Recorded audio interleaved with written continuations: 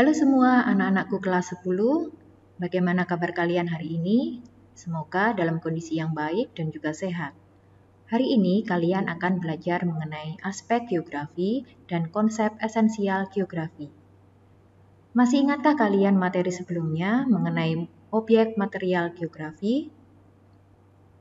Ada litosfer yang belajar mengenai tanah, ada atmosfer yang belajar mengenai awan, hujan, ada hidrosfer yang belajar mengenai air sungai, laut, ada biosfer yang belajar mengenai flora dan fauna, dan juga ada antroposfer yang belajar mengenai kependudukan.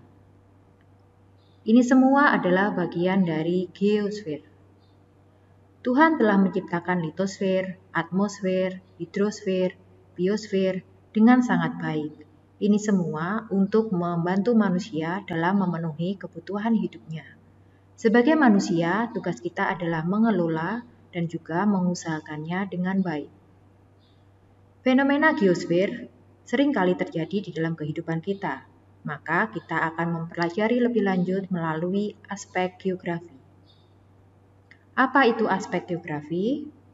Aspek geografi berkaitan dengan ruang lingkup dari geografi yang berhubungan dengan geosfer yang telah kita bahas tadi. Nah, di dalam aspek geografi itu ada dua, yaitu yang pertama aspek fisik atau biasa kita kenal dengan aspek alam. Aspek ini menitik beratkan pada fenomena alam geografi, meliputi tanah, air, dan juga iklim.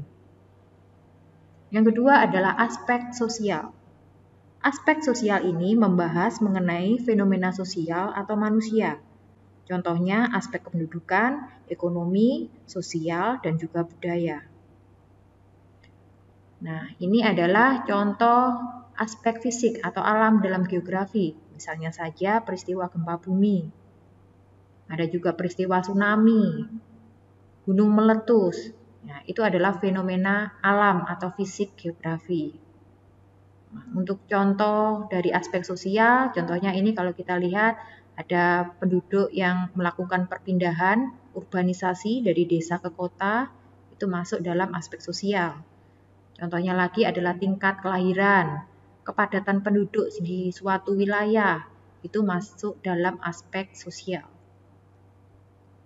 Nah, yang perlu kalian ketahui di sini, antara aspek fisik dan aspek sosial ini saling berhubungan, saling berkaitan satu dengan yang lain, tidak bisa dipisahkan.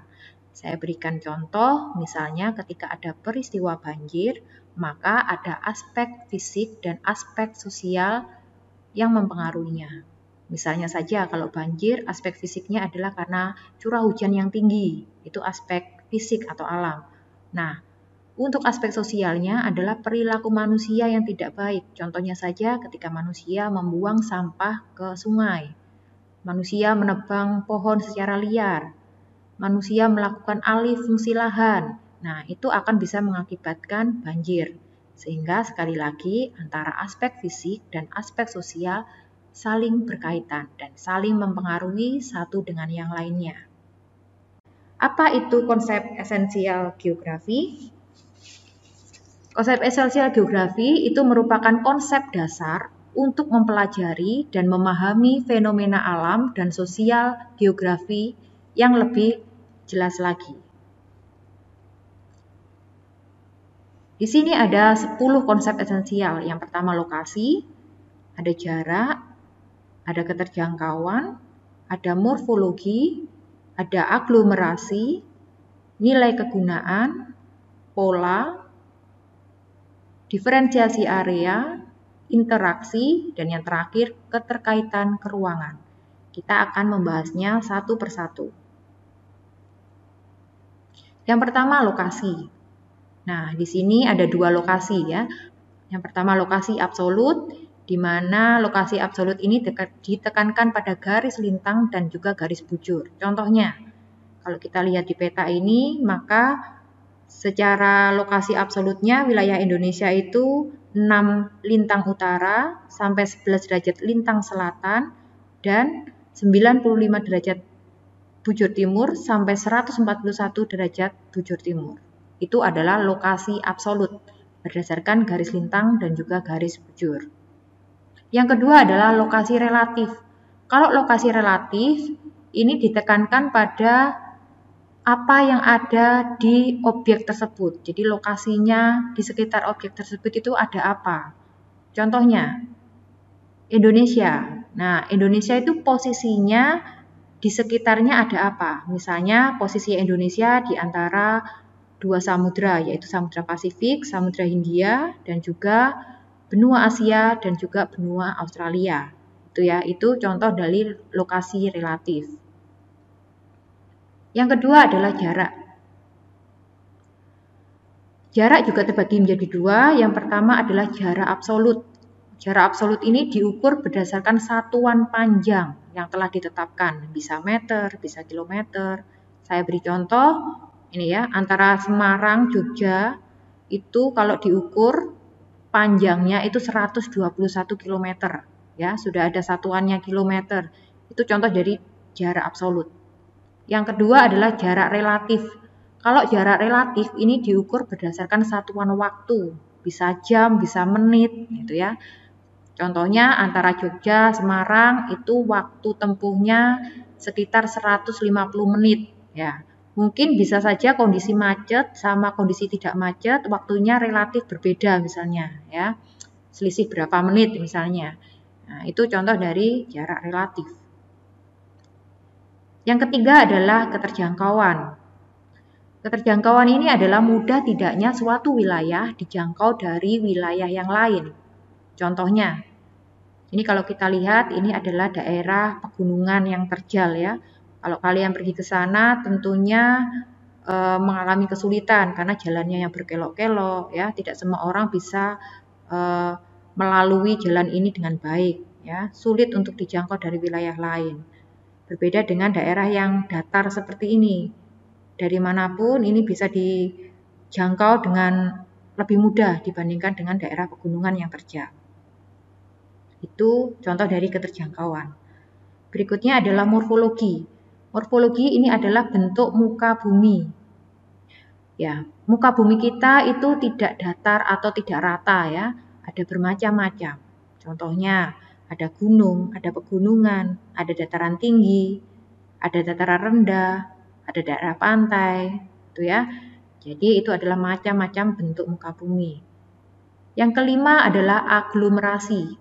Kata kuncinya aglomerasi itu adalah pengelompokan. Mengelompok satu ciri khas, ya. Contohnya, nah di sini adalah kampung nelayan, ya. Kalau kalian lihat kampung nelayan ini memang satu kampung mayoritas adalah pekerjaannya nelayan, ya. Jadi mereka tinggal di daerah pantai dekat dengan laut. Satu ciri khas nelayan. Contoh lagi di sini adalah pemukiman kelas elit. Nah, kalau kita lihat di sini juga mengelompok satu ciri khas elit, ya, yang mereka penghasilannya menengah ke atas. Nah, ini juga di Surabaya ada yang namanya Kampung Arab, ya, di daerah Ampel. Ini satu kampung ini memang mayoritas adalah keturunan dari Arab, makanya disebut Kampung Arab. Ya, ini terjadi pengelompokan. Berikutnya adalah nilai kegunaan. Nah, nilai kegunaan satu wilayah itu bisa berbeda antara yang satu dengan yang lainnya. Saya beri contoh misalnya laut. Nah, laut kalau bagi nelayan itu kegunaannya mereka bisa melaut, kemudian mencari ikan, ikannya dijual. Nah, bagi kita mungkin laut tidak seperti itu kegunaannya, tapi laut untuk tempat rekreasi, untuk wisata kita ketika kita liburan, gitu ya. Satu, tapi manfaatnya bisa berbeda-beda. Contoh lagi daerah pegunungan. Nah, kalau kita lihat daerah pegunungan seperti ini bagi seorang petani dia untuk perkebunan, untuk pertanian ya, untuk daerah pegunungannya. Tapi bagi kita daerah pegunungan semacam ini bisa untuk tempat rekreasi bagi kita orang kota. Nah, jadi memiliki manfaat yang berbeda-beda. Untuk konsep pola. Konsep pola ini berkaitan dengan susunan, bentuk, dan persebaran suatu fenomena.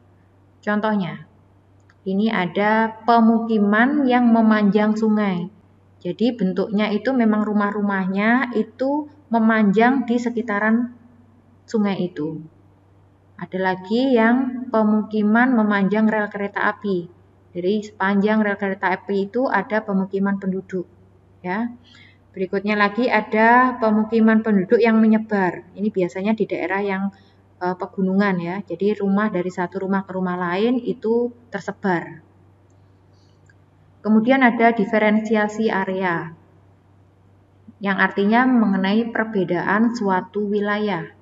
Contohnya, kalau di wilayah pantai ini mayoritas tanamannya ada kelapa.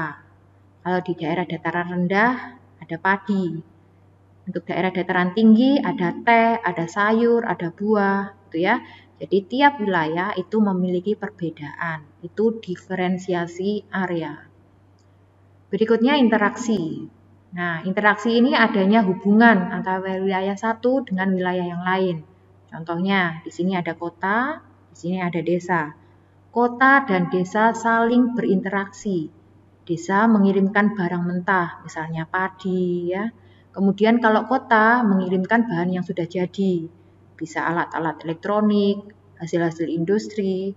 Jadi antara desa sama kota ini saling berinteraksi satu dengan yang lain. Yang terakhir adalah keterkaitan keruangan. Nah, keterkaitan ruangan ini adalah adanya sebab akibat, ya, dari suatu fenomena. Contohnya, kalau di daerah yang dingin, ini orang Eskimo, ya, mereka pakai tebal. Kenapa ya orangnya kok pakai pakaian tebal? Ya karena memang suhunya dingin. Berikutnya rumah panggung. Kenapa ya di Kalimantan itu kok banyak rumah panggung? Ya karena di daerah sana itu banyak hewan-hewan liarnya, sehingga mereka membuat rumah yang panggung seperti ini. Berikutnya ini ada pabrik semen. Kenapa pabrik semen ada di daerah yang memiliki bukit kapur misalnya? Ya karena memang bahan bakunya semen itu ya kapur, sehingga didekatkan industrinya. Ada hubungan sebab akibat, ya. Kenapa ini? Pasti ada sebabnya. Oke, bagaimana? Kalian sudah mengerti untuk yang konsep esensial geografi? Nah, kalau kalian sudah mengerti, mari kita membuat kesimpulan bersama-sama.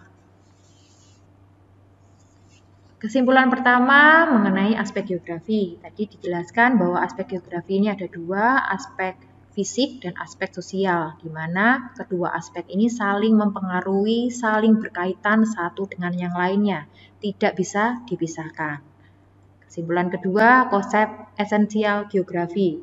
Ya, melalui 10 konsep esensial geografi ini, kita bisa lebih memahami fenomena atau kejadian geografi, baik itu yang alam, baik itu yang sosial dalam kehidupan kita sehari-hari. Nah, untuk pertemuan selanjutnya, kalian akan belajar pendekatan geografi dan prinsip geografi.